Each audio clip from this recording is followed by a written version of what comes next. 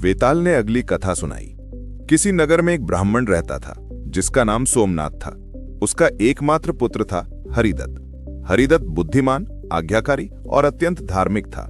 एक दिन सोमनाथ बीमार पड़ गया। मृत्यु से पहले उसने अपने पुत्र से कहा, बेटा, मेरे जाने के बाद मेरी वृद्ध मां और तुम्हारी पत्नी का ध्यान रखना, यही तुम्हारा पुत्र धर्म है।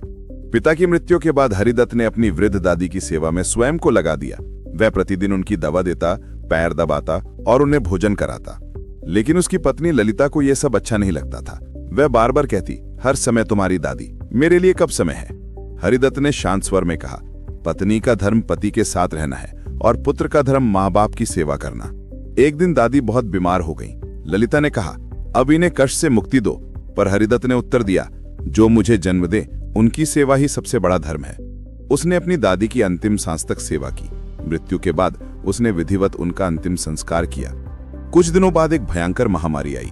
हरिदत्त ने अपने गांव के कई बीमार लोगों की सेवा की और अंततः स्वयं बीमार पड़ गया। मरते समय उसने कहा, मृत्यु के बाद यदि फिर पुत्र बनूं तो ऐसा जो अपने कर्तव्य को धर्म समझे। इतना कहकर बेताल हंसा और बोला, राजन, बताओ, हरिदत्त ने अपने धर्म का पालन किया या अपनी पत्नी के प्रति अन्याय किया? विक्रमादित्य ने उत्तर दिया, जिसने माता और पिता के प्रति कर्तव्य निभाया उसने सच्चा धर्म निभाया।